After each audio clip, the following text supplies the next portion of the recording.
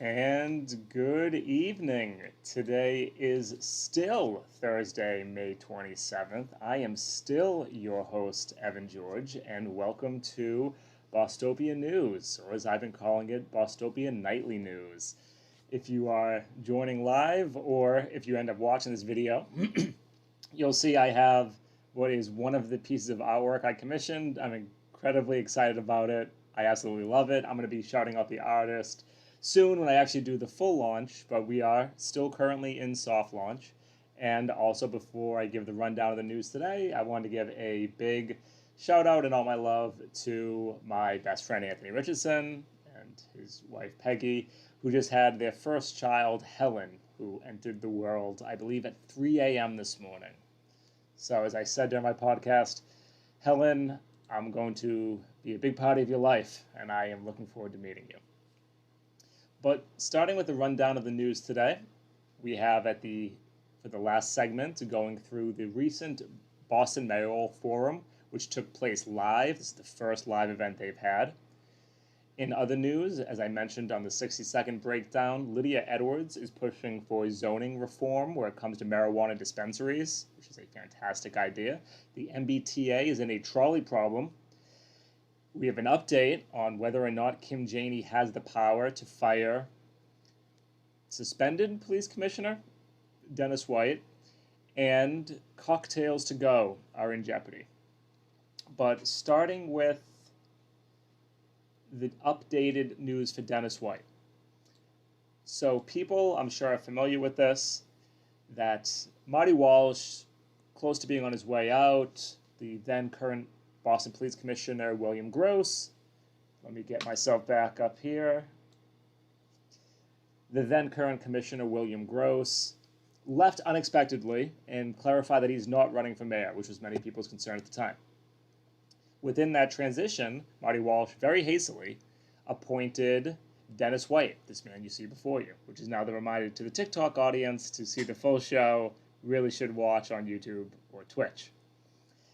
However, Dennis White's appointment was short-lived, where almost immediately, as people started to look into who this individual was, the Boston Globe found previous allegations made against him by his then wife of abuse, death threats on her and another person, a lot of bad stuff. He was instantly suspended. Marty Walsh went off to Washington, and now new acting mayor Kim Janey was kind of left holding the bag.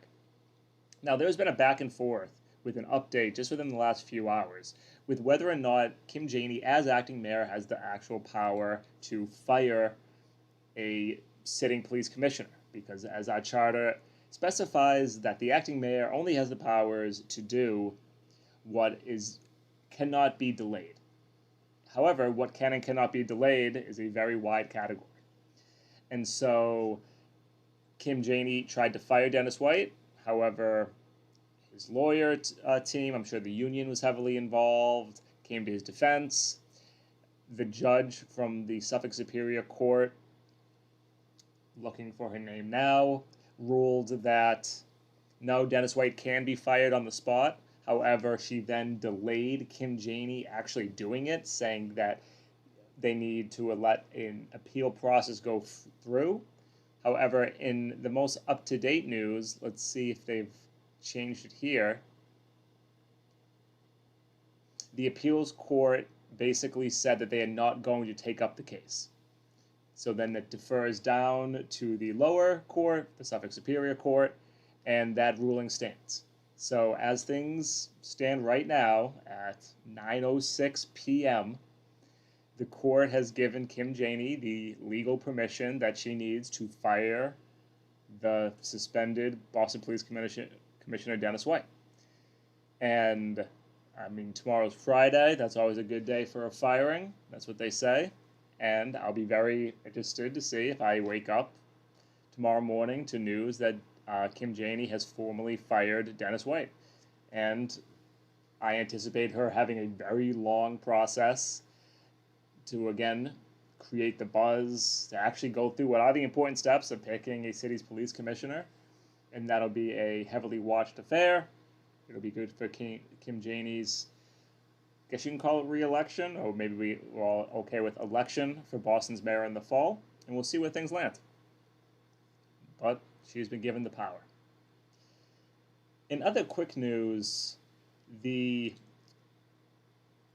Weymouth compressor station, this is also breaking just a few hours ago, had its now fourth leak of 11,000 standard cubic, probably should say feet of natural gas. Again, this is the fourth leak since last fall. And this is a station that no one in the area wanted. All local politicians came out against it. National politicians, Warren and Markey, came out against it. And as a refresher, what it does not provide any energy to people in Massachusetts. It is basically a pump which pushes the natural gas from wherever it's coming from down south up to Canada. So it does not serve the people of Weymouth. What it does do, though, is hurt the people of Weymouth. Because when you have one of these compressor stations, whenever it does that pump, there's a little bit of exhaust. There's some chemical, I don't know the proper term, I won't even try, that basically contaminates the air in the area. Which is why these type of stations are normally always going to be in the poorest neighborhoods, which also, of course, is going to have a disproportional amount of black or people of color populations. So now this is the fourth spontaneous, I don't know what to call it, explosion is strong, but whatever we want to call a bunch of dangerous gas being leaked into the air in a public area. Now, if you were to go on Twitter right now, you would see every local politician bashing this. However, what I am unsure of and continuously perplexed by is at a certain point, someone has the power to pull the plug on this, either originally or at least right now. And according to this, it takes a federal commission is currently reviewing the facility's permit. There has to be something at the state level which allowed this to occur. There has to be some body of probably appointed people who allowed this project to go forward. We should know who all their names are. Even if you are in an appointed position, I'm sorry, you are still liable for the actions of your votes and you can be held publicly accountable. And so I really need a list of names and the exact commission which gets to decide these factors. And in the last bit of news before we get to the Boston Mayoral Forum, because I got to scan it a little bit and it has some great stuff in it, as this is another program that I did not get to talk to in the earlier segments today, and that is the policy of cocktails to go.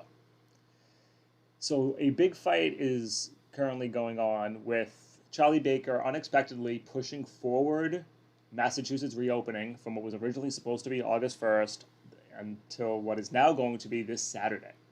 And there are dozens, if not hundreds, of laws, ordinances, whatever, that were passed during the COVID-19 pandemic, which now lawmakers need to quickly decide, is this going to continue? Because the state of emergency is being lifted, I think, middle of June.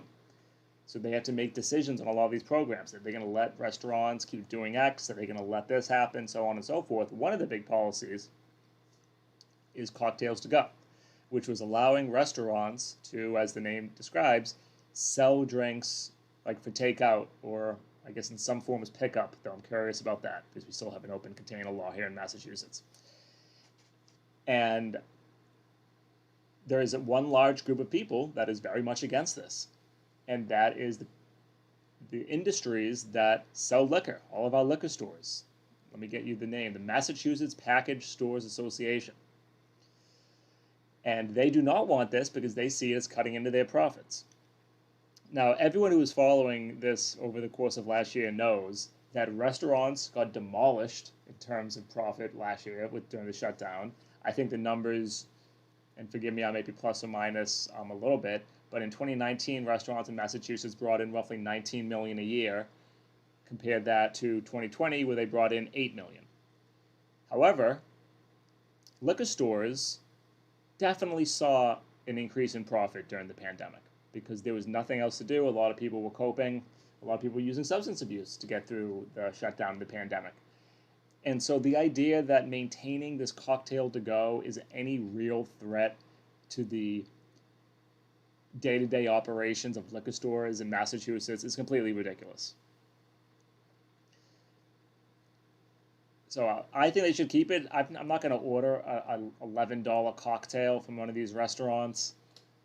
Doesn't really impact me, but I know if it helps local restaurants get on their feet, sure. And again, it doesn't cut into the profits of liquor stores. It's a ridiculous argument. Looking at questions before we get to the fun part. Unseasoned Chicken 69 says, gas release is much different than an explosion. Responded to both as a firefighter and EMT. All right, well, first of all, good for you, Unseasoned Chicken. And yes, explosion is not the accurate word, though it does certainly carry, I don't know, a punch. But I think gas leak, I like leak. Release makes it sound that it could be planned. And quickly scanning on TikTok, the first story, I think you figured it out, was about Dennis White. And Lynn represents. So let's move now to the fun part, which is going to be going through the most recent Boston Mayoral Forum. Actually, I'm a day late because I think 2 to 3 hours ago there was a Boston Mayoral Forum. However, this one was the first in-person one, and it was held at, I believe, a jail or a prison. And there definitely is some. I mean, I was uncomfortable when I quickly scanned it. Just like watching, again, people who are locked up in a cage kind of like go up and talk to the representatives. I don't know. It's obviously something I support the idea of. I mean, our politicians should be interacting with all members of our community. However, we really should just be getting these people out of the cages. But I don't know. Besides that initial discomfort and having who I believe to be a sheriff, Stephen Tompkins, facilitate is a little odd. But let's start it now, and we'll hear the first questions. And I skipped the intros. If you need to know who someone is, just drop it in the chat. Oh, give me 1 second. I think we've got to get away from. Let me. Officers be detailed. And again, if you're watching on TikTok, you really should transition to Twitch or YouTube. Actually, before we go to the next question, I want to go back to you real quick, Mayor Jane, and I want to ask you: should police officers be detailed to work in the city's public schools? And if not, how would BPS provide security for our children? Just to say the question clearly, in case there is some feedback, the question is, should there be police officers in our schools? And if not, how will security be done in schools? Well, I think we've got to get away from policing our children. And that work is already underway. There is a new chief of public safety working in the school department to lead that effort, to make sure that we don't continue to criminalize our children. And too often, again, they're the poorest children, they often are immigrant children, they often are children of color. And so we've got to do much better. And so there's already work underway to reform the school safety officers that are in our school buildings. The other thing is that we've got to just make sure that our kids have much greater opportunity. For too long, again, we have this system of criminalizing our kids at a very early age. It happens in preschool, in fact. And when we've been doing the work around school discipline, we see that toddlers have been criminalized. 6-year-olds have been carted off in police cars. In terms of the relationship between our schools and the police department, have been proud to lead when I was on the other side of City Hall, led in sponsoring the legislation around information sharing and oversight, and grateful to have the partnership of Councilor Wu on that and Councilor Arroyo on that work, and certainly hope to see that on my desk to sign that as mayor. That is really important because that contributes to this, this school to prison pipeline that we need to dismantle. Pointing out, I don't know, 3 things from Kim Janey. First of all, notice how she represented the question of what they are doing, and then ending it with what she looks forward to signing as mayor. So taking every opportunity she can to highlight that she is in charge and she is the mayor, which is absolutely the strategy she should be doing. I didn't hear a definitive yes or no. It sounded like from the first part of her answer she is against having police in the schools, but I didn't hear necessarily a binary yes or no on that. It's possible she did and I missed it, but okay. I want to go to Councilor Sally George just for a quick moment. As the only former school teacher that is running for mayor, you are actually in the schools. You actually saw how police and students interacted. What's your thoughts on having police officers in our public schools? Sheriff, I'm grateful that you've given me the opportunity to also respond to that question as someone who spent 13 years in the classroom in Boston. It's so important that we are creating safe environments for our students, for educators, for administrators, for everyone who interacts with our school buildings. We want safe school environments for all of our children every single day. When we talk about the school to prison pipeline, it is not directly related to school police officers who are school student resource officers, school resource officers. It's related to the broken education system that we have nationally and here in the city of Boston. When we think about separate special education classrooms, that is where the pipeline travels through.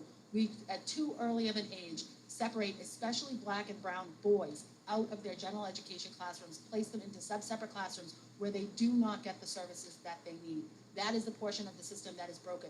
As a classroom teacher, as a high school... I just have to pause it there because she brought up 2 points.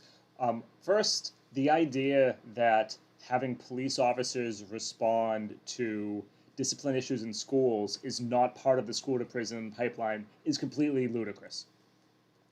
She can say she was a teacher. I've also been a teacher. I worked in Boston public schools for 5 years. I was in education for close to 10. And every sociologist and people in education who study this will say that it is actually, yes, it is the use of police officers in schools, which is a very strong component of what is called the school to prison pipeline, which also has to do with much larger structural forces, but absolutely has to do with getting kids into the juvenile detention process, the juvenile court process at a very early age. I know other candidates addressed that issue as well. I wanted to hit it first. The second point of what she's discussing is what are called in this city lab clusters, but which basically is if a student, because of their IEP, individual education plan, might do better in a different cluster, they pull those kids out.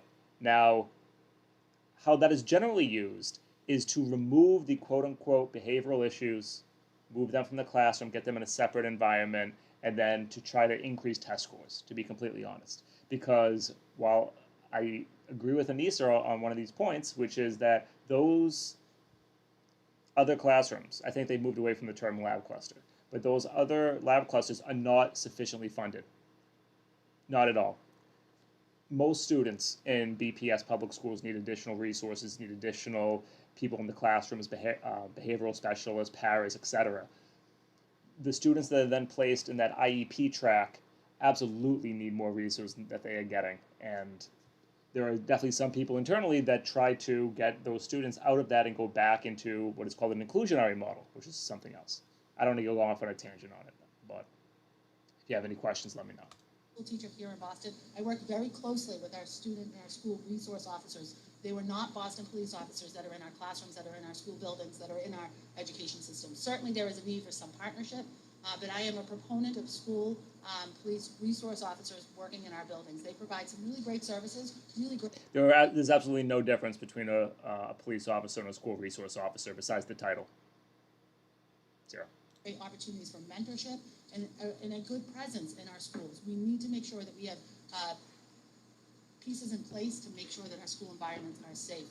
The last professional development I did before leaving the classroom and taking my seat on the Boston City Council was around active shooter, around safe school environments, and making sure that we as the adults in buildings are doing all we can to keep our kids safe so that they have the opportunity to learn. Bringing up an active shooter, that's why we need police in schools.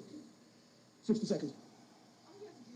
To one of our wealthy suburban schools, look inside. You're not going to see police officers. You're not going to see metal detectors. You're not going to see lights that don't work. I have visited every single Boston Public High School. I've been involved in the Boston Public Schools for a decade now, raising my sisters and now starting over with my boys.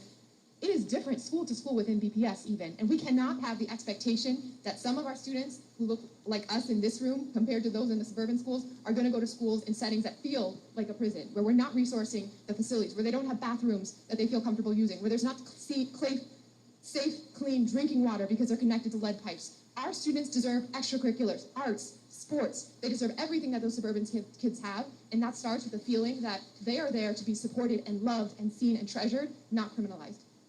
Thank you. Good answer from Michelle. I wish she just addressed straight up the no police in schools, because you always need to be able to like pin someone on something. And somebody asked the question, Sarah, if these questions were scripted. The reason, I mean, if they got the questions ahead of time, and the reason it always comes across like that is because the candidates have go-to responses. And that's why it almost doesn't even matter what the moderator asks. If you notice, most of them never answer the question to begin with. They then pivot to what is already a rehearsed, pre-prepared package that they've already done in 30 other forums. It's almost like a muscle memory. And so that's why, even though I am 99% sure Michelle is against having police officers in schools, I wish you just came out and said it, because you always need to readdress the question. And I want her or someone else to take on directly, okay, if not police, then how will you keep schools safe? Because that is, I think, an important question to talk to people through, how police officers in schools do not keep people safe. Yes, Councilor. I just want to add, I represented students in school discipline cases. That was how I started my legal career, largely against Boston Public Schools. And there were a whole host of reports at the time, and there are plenty now that tell us that when you discipline kids and you have school resource officers who frankly are deputized as police in our schools, it leads to over-incarceration. Thank you, Andrea. It starts there you the go. pipeline and leads to our folks being here. So if we want to dismantle that, we absolutely need to remove school resource officers, aka school police officers, from Boston Public Schools. Crystal clear on that. And there Great is a way answer. to introduce Beautiful restorative answer. justice models, a whole host of models that work, because what we find is that young folks who are getting in trouble, they're dealing with trauma. Or frankly, they're being sort of criminalized within a school setting for behaviors of just being a kid. I looked at the teacher the wrong way. Next thing you know, I have a case with a 6-year-old because they just looked at the teacher the wrong way. And they're being carted off by police. So we want to end mass incarceration. We have to have the conversation that starts at the school level. I am all for removing police officers. I've seen it. And I'll add this. My twin brother was in one high school. I was in another. When I got in trouble, this young lady, go in the back, go see your guidance counselor or a mental health clinician who was at the school. My brother got in trouble, it was take him off to a school discipline hearing. The response was very different. He didn't even have guidance counselors, didn't have mental health clinicians. So how do we make sure that all these resources are made equitable to every student in the city of Boston? Because that's the way we're going to solve for these issues. And if we don't, we'll continue to see the numbers go up in terms of Black and brown young folks being incarcerated. Such a great answer. That was a perfect answer. Addressed the question, made it very clear, cleared up Anissa's complete misdirection and BS that school resource officers are different than school police or police officers. They're literally deputized to do the same function. Talked about briefly restorative justice and then the inequality between different schools. Fantastic answer. While I have endorsed, continue to support, I don't think there's actually a close second. Andrea is fantastic with police, at least in terms of what we can expect from a Boston mayoral candidate. Great answer. Vice. Thank you, Sheriff. I think it's clear. Brown and Black boys particularly have an abundance of IEPs for behavioral issues, and we don't provide the services that they need to develop them. We have more services to police them than to help them move and develop as people. We shouldn't have police in schools. We should have safety, but safety is brought by creating wellness, by creating a place that people have support. Boston Public Schools, the ratio for students to guidance counselors, I still think is about 400 or 500 students per one. Ridiculous. We need to have more mental health providers, more social workers in our schools, because as we have cases and people with IEPs are supposed to have certain services that they don't get. So our students have IEPs, but they can't get the services that they need for the IEPs because we don't have the professionals lined up. We need to design schools that support our students and not that are ready to make it punitive for our students. So look, if someone needs to call the police because there's a dangerous situation and that happens, fine. But let's not start with our schools with police. Let's start with schools with guidance counselors, professionals who are doing mental health services and improving our children by developing them. Hold on, am I confused? Didn't he start that whole thing saying that he supports having police in the schools, and then he seems to have ended it, talked himself out of it? That, oh, actually we just need more resources and social workers, and then God forbid something happens, then the school can call the police. Hold on, did he like convince himself halfway through this? Very quickly, let me go back. And we don't provide the services that they need to Have this young lady continue to see the numbers go up in terms of Black and brown young folks being incarcerated. Mr. Vice. Thank you, Sheriff. I think it's clear. Brown and Black boys particularly have an abundance of IEPs for behavioral issues, and we don't provide the services that they need to develop them. We have more services to police them than to help them move and develop as people. We should have police in schools. We should have safety, but What? Like, the, by the time he stops, he figures it out that basically what he's saying is a contradiction. That we actually don't need the police. What we need is more resources. He convinces himself. Amazing. Okay, what was it? I think that was they don't let every single person answer each question. Oh wait, actually maybe they do. Let me But go they through can't get the this. services that they need. Okay, next question. Good morning, candidates. Good morning.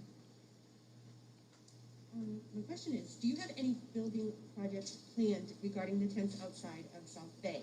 And are there any plans to have resources and support systems in place to help those struggling with drug and alcoholism, mental health, and homelessness?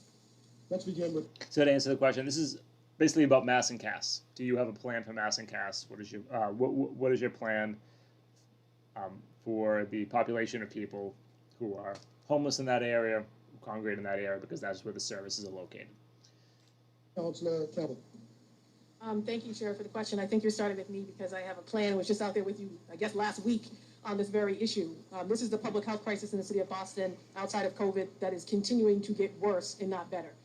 And me, you, and many stakeholders have been pushing the administration to do more here.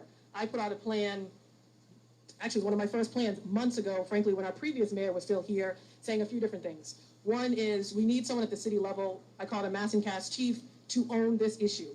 Not COVID, not anything else, to specifically own this issue. To work with what I call the second piece of this plan of creating a responder unit. So right now you have folks who are going out, helping folks get into supportive housing, helping folks get a recovery, working on maybe decentralizing services.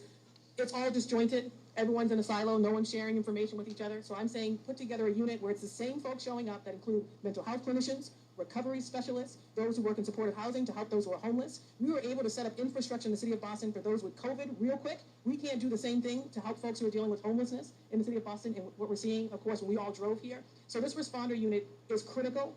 In addition, we've been talking about Long Island as a safe space for folks to go for recovery services. We've been talking about a bridge. I tell folks, if anyone's promising you a bridge, they are lying. It's a long-term solution. So I've been pushing for ferry service, other creative ideas to help those who are ready for supports have a place to go that is safe, that is welcoming, and provides them with everything they would need for recovery. It isn't quick. It's longer than 30 days. And so there are other pieces in the plan, but I keep pushing that. And I can't stress this enough. I was just out there with residents. I grew up on Mass Ave. I didn't have to worry about needles in my park. I didn't have to worry about needles on my sidewalk. I didn't have to worry about people, laying on the ground, you didn't know if they were dead or alive. And that's the state of affairs in the city of Boston right now. So every forum I'm in, even if the question doesn't come up, I'm saying, what are we doing about mass and CAS? I have a plan. I'm going to keep pushing for it. And I can't stress enough, it is time for greater investment by the city of Boston and greater leadership as well. Okay, I want to actually explain and talk through some of the points just to make sure that people understand it. Starting with the second one first, the Long Island facility, where basically, so it's called Long Island, which I know is confusing because everyone thinks of New York, myself included. A little island off of Boston, which is the property of Boston, had a facility which had roughly like 400 beds where people who were facing homelessness, different mental health issues, substance abuse issues would go and receive treatment. And then I believe 2014, 2015, the bridge to get to that island, which is connected to Quincy, was so decrepit it was unsafe, they had to close it. And since that time until now, the mayor of Quincy, and it's been like very much debating Quincy politics, to never rebuild that bridge. Because one, they think it causes too much traffic going through it, which is complete BS. A lot of it has to do with the stigma of having a facility like that off of their coast. So Quincy has been refusing to build the bridge. There's been lawsuit after lawsuit between Boston and Quincy, Quincy and Boston. And it was, I first heard it with Kim Janey. We were just like, why don't we just have a boat and ferry people back and forth? And now, which I think is a great idea, however, you do then have to make sure the island can self-sustain. Second, it is a little creepy, the whole concept of this island, to be honest, like having an island where you just send like what are deemed by society as the lesser populations. Like there's definitely a weird stigma that it doesn't sit comfortably with me, but if that is where the building is, let's do it. The first part, and this is the part which to me sounds confusing and counterintuitive, and Andrea is not the only one who I think brings this point up, is that everyone talks about decentralizing because right now, oh, sorry, the reason that most people point to for why is Mass and Cass such a situation is because that is where all the services are.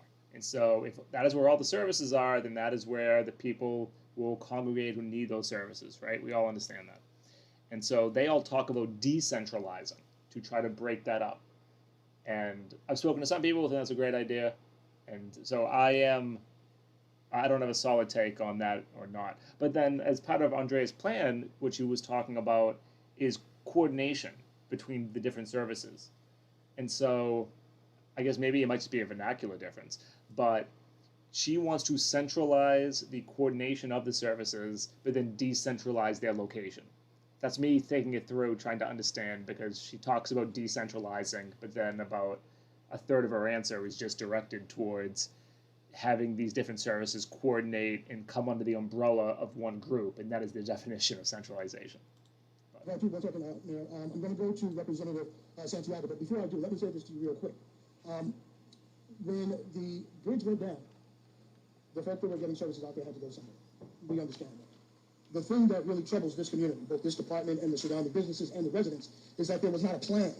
They were just issued here. They were just brought here. We understand that they're close to hospitals and the like, and that they need the services that they require, but there wasn't a plan. Additionally, the way I found out about that move happening was in the newspaper. And when I called City Hall to say, and in the newspaper it said, we've talked to the Suffolk County Sheriff's Department, as well as the Newmarket Association, collection of businesses, they never talked to me. And I called and I said to the person that I spoke with, I said, when did we speak? So I'm saying to all of you, whoever becomes mayor, that we really need some attention down here. There are folk hurting down here. They need those services, but you also have to I'm not here the to listen to businesses you, bud. and the residents here. That's only fair. That's what we ask for, and that's what our tax dollars demand. Representative Santiago. Chef, I couldn't agree with you more. I mean, to me, this is a question that hits me very personal. I live just a couple blocks from here. You know, I have to pick up meals. You know, I see people sleeping on my stoop. I take a jog around here almost every morning. And this morning, there were almost 20 tents outside. Right? So this is an issue that impacts my personal life, but it's also the people I treat. There's not a shift guy working in the emergency department where I don't take care of 4 or 5 people with an overdose. Right? And this is one reason why I first ran for office. I never envisioned myself as an elected official.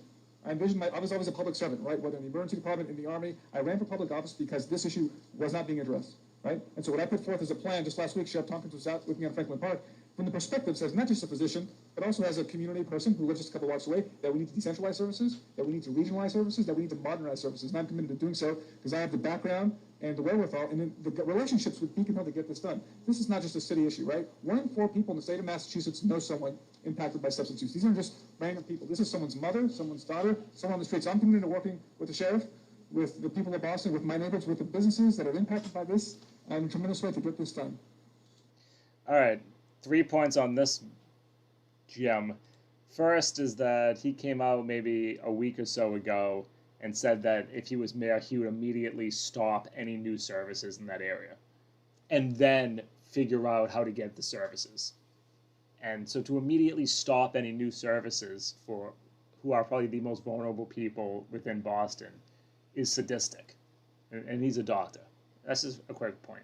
Second point, I just noticed the coalition of people that he just talked about bringing together was the sheriff's department, local businesses, and I think the people who own property or live there.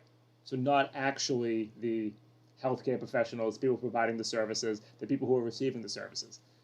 If you put together businesses and the sheriff as part of the coalition, what do you think the solution is going to be?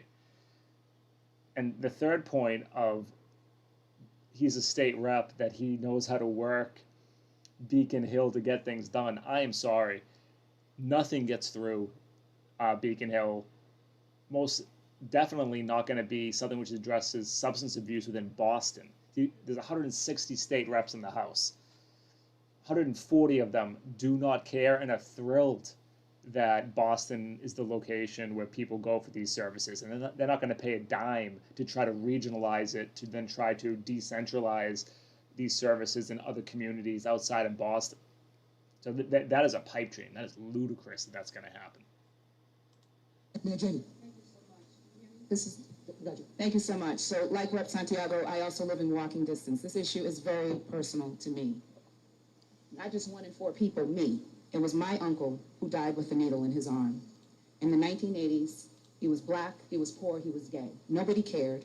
It was a time when using drugs was criminalized. It's still criminalized. Largely now we respond with the public health response as we should, because this is a public health crisis. And I reject the notion of people who continue to call this mass and caste. These are people who are in need of support, in need of services, in need of treatment. That treatment is largely here in this area because of the licensing that happens at the state level. We in Boston already have a plan. I can't speak to what happened in 2014 when that bridge was torn down and there was no plan of action there. But here we are. We are internally, I have my administration treating this the same way we did with COVID, when COVID first hit, and there was a lot of internal work happening in terms of coordination. That is how we are elevating this issue now under my leadership. So just like we've been able to move forward with COVID, we have an internal group doing that now. In terms of external, we are creating the external working group beyond what currently exists. There are limited voices at that table, does not include people in the recovery community, does not include people of color.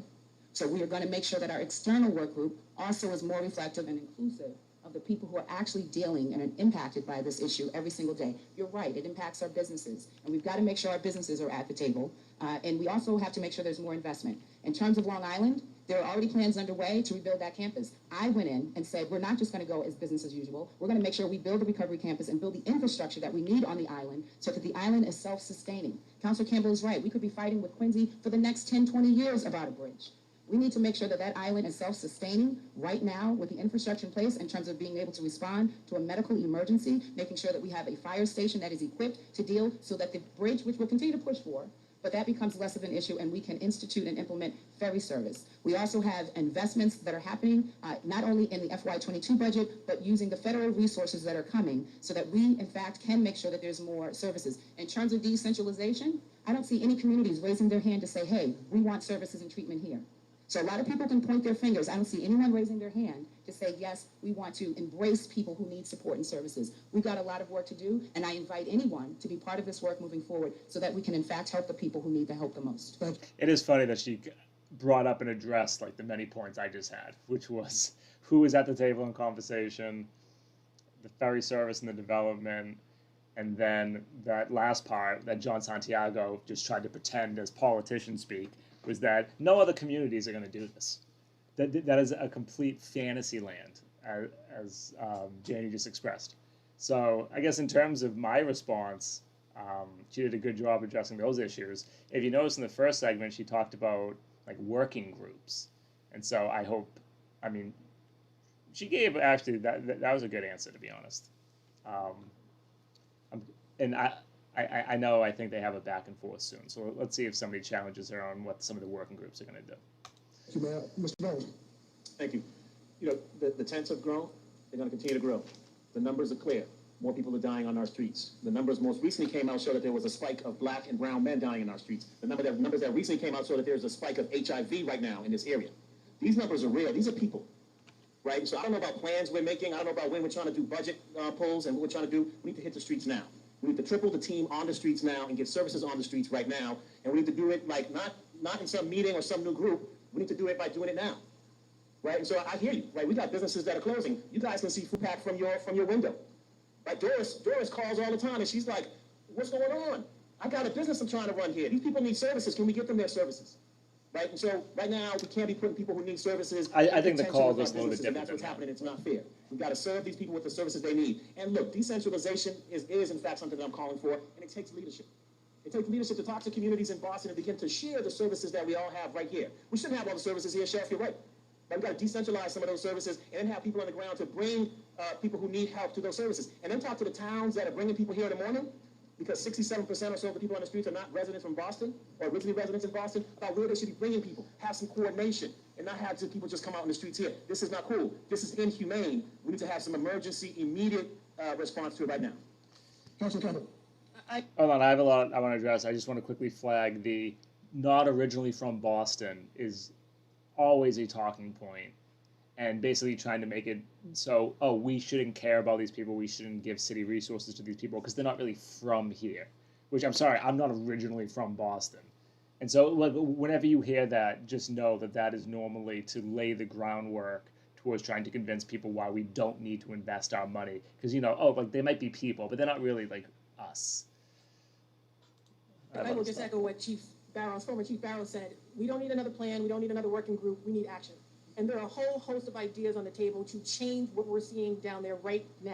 So when we talk about public safety, it's now just not just a public health crisis, it's also a public safety crisis. You come down at night, there are people rolling up in shiny cars, opening up their trunks for a good hour, selling, and then getting back in their cars and driving off. Where's BPD? Where's the response? Officers sitting in their vehicles just watching this? So we need a response. Decentralization of services, we've been talking about that for years. Everyone wants it. It can happen. No one's going to raise their hand. That's a fact. No one's going to raise their hand. But leadership is critical to say, even if you don't raise your hand, it is important that every neighborhood in the city of Boston respond as a collective to address these issues. And let me tell you, on the whole responder unit, there are a lot of folks doing great work. But the city of Boston needs to lead and coordinate all these stakeholders and these players. You're trying to do your own thing. Sue Sullivan is trying to do it with the business community. You have residents out there dropping off food. They're trying to do it. The city of Boston needs to coordinate these folks, and there needs to be a leader at the cabinet level. If I were mayor, I would have appointed someone who has a recovery background. We don't have that right now in the city of Boston who's overseeing this. And someone who isn't working on COVID and getting people vaccinated, someone whose sole responsibility is to wake up every day and say, what are we doing on mass and cast? And not to dehumanize the folks. I name the area because it is concentrated right here. It does show up near the TD Garden and other downtown neighborhoods, but it really is about getting a chief, someone who is a professional, who has experience in recovery, on this immediately. I can't stress it enough. And putting greater investments in the budget, but we need action, and everyone should be calling for that action. So, Council. Very quickly, because when I said earlier that Andrea Campbell is really good on police, in the back of my mind, I was thinking there was something recently she said that went against that. And that's what it was. It was that where it comes to mass and cast, the first thing she talked about right there in her segment was, why aren't the police doing anything? Why aren't the police stopping the drug deals? Which, if your first instinct is to try to use the police to stop people from dealing drugs, you are so far away from any understanding of drug policy, of either locally in Boston or at the national level, to think that police officers are going to be able to stop people from selling drugs. So I knew she had something recently. Now, the police are not a solution to this in any way, shape, or form. And one, the police know that. That's why they do just sit there and watch. That, and because they're actually afraid of doing anything. All the Boston Police Department doing right now is chasing around a bunch of kids on ATVs and dirt bikes, because that's a lot easier than actually maybe stopping a drug transaction from happening. But still, the police are not the solution to that. I have no idea why she keeps arguing that talking point. Join me at 2 p.m. I'm doing a call for action here, right here. I'd like to see you there. And there's another one we'll be Yep, that's doing right. So another 2 one, p.m. we're going to do a call for action. I'd love to see you. I love the energy. Well, let's talk about the work that is happening on the ground. You're right. The work is happening on the ground. We have public health officials every single day that are reversing overdoses. On average, 4 people a day are saved from the work that is happening on the ground. So this notion that nothing is happening, unfortunately, is not. It's not true. I mean, people want to talk about that because people don't like what they see. And the truth is, this is a very complex issue. People are not magically getting well and getting jobs and getting housing. There is a plan in place also to make sure that all of our city departments are looking. This is not just the public health crisis. Obviously it is, but we need housing involved. In terms of police, we're not going to continue to send police to respond to a public health crisis. What we have now instead is healthcare for the homeless that is doing public safety in the area. So we need to do more around coordination, and that is happening, and certainly invite more people into the fold to help. Wow, so far, Kim's actually pretty good with mass and cast, to be honest. Or at least from tonight. I need to see her policy. Okay, all right. Because we have limited time, I'd love to back and forth, but unfortunately we can't do that right now, so. We just have to. I'm going to jump ahead. There's, I think, one more question I want to get to. Representative, you're coming up after Councilor Sabi George and Councilor Wu. They've had their hands raised before you, so Councilor Sabi George. Thank you again, Sheriff, and thanks for the question. It's so important. Actually, that we no, as a let's city listen to are it. caring for the Let's most just do the vulnerable mass and cast among segment. us and with us, and to do it certainly in partnership. When we think about the multi-agency diversity of community members, when we think about our residents, when we think about those that are vulnerable, those that are sick, those that are dealing with homelessness, inadequate access to mental health care and substance use disorder. We have work that is underway, but we certainly need to invest more in that work. We have a great opportunity now with the American recovery money that's coming in from the federal government to invest. Yeah, both this in is our all just squad gonna be meetings, so EMS supports here fluff. on the street. When we think about our best clinicians, those providing mental health supports, on the street today. We need to invest in those resources in a greater way. On the city council, I've done that work. We went from 3.5, 4 providers up to 19 providers because of my advocacy on the city council. We've gone from mobile shops pickup 2 to 4 to 8 individuals who are very specifically focused on mobile shops pickup. We have 400 individuals across our city who are sleeping unsheltered every single night. We need to do better by those individuals who are struggling with homelessness. And we have to respond very specifically to the change in drugs that are on the street, the increase in aggressive and violent behavior on the street because of the change in drug, the increase in needles. When I took office in 2016, 250,000 needles picked up. This year, we will pick. What the hell is she talking about? The change in drugs is leading to aggressive behavior. Up 1 million Someone DM me if you can figure out what that is. needles. There is a change in drugs, and there is a desperate need for an She's talking about fentanyl and the increase in death? investment in our response, and we have to get to it quickly. We can no longer wait. What the hell is she talking about? We're going to keep you standing there.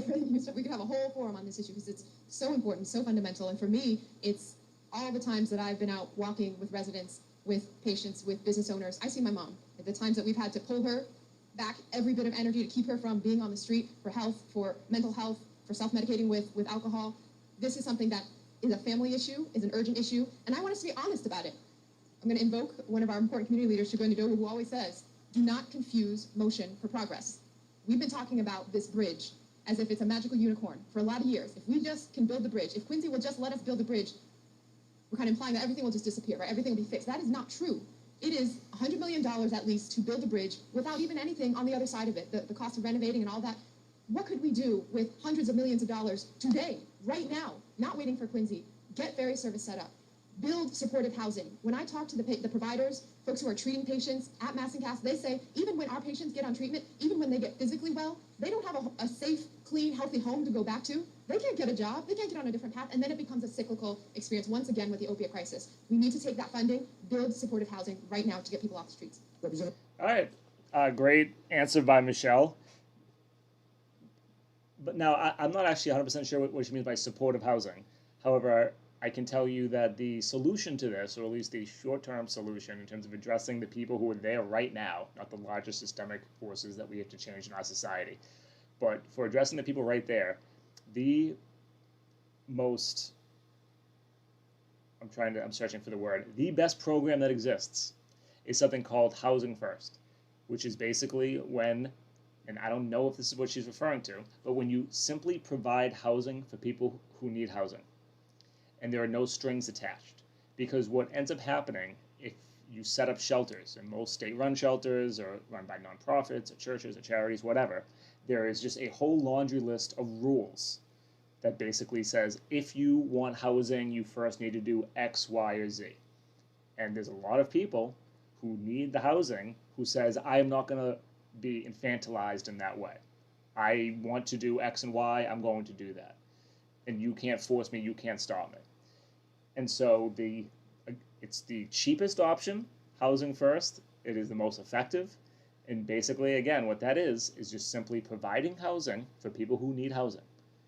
And then there, if they want treatment for services, there are treatment for services available. They want to talk to someone, there are social workers there. And that has exponentially been found to be more successful than any forced treatment model like ever could be. I don't know if that's what Michelle's referring to directly, but that is the short-term fix. And $100 million, do you know how many empty office buildings there are right now in downtown Boston that we should just seize through eminent domain, where yes, that does mean you have to pay out the market rate. Turn it into a housing first. Santiago. You know, I am one of those frontline providers. You know, I do take care of patients on Mass and Cass every shift I work, right? These are my patients. If I were to walk on Mass and Cass right now, I'd be able to name folks who I take care of in the emergency department every day. This is very personal to me. And so, you know, we all agree that the bridge isn't going to fix everything immediately, but we need a plan. We need a short-term plan, we need a medium-range plan, and a long-term plan. And the bridge and Long Island plays a fundamental role in that because it's going to provide access to some of the short-term beds which we don't have in the city of Boston or in the state of Massachusetts right now. So we need to think fast and we need to move with urgency because right now this will be the worst summer it's been. I say this as a resident who went through last summer, and if you can recall last summer how difficult it was with the encampments, this summer the encampments started earlier, there are much more of them, and I'm actually concerned because there is a lot of violence going on down there. This is not people just using medications or getting intoxicated and coming to the emergency department. I've taken care of multiple people who've been stabbed and shot there. The first speech I gave at the State House with respect to give millions of dollars to the city of Boston was a story I told about a young woman who came at 3 o'clock in the morning who explained to me the situation with respect to the sex trade, to the drug trade, and it's scary.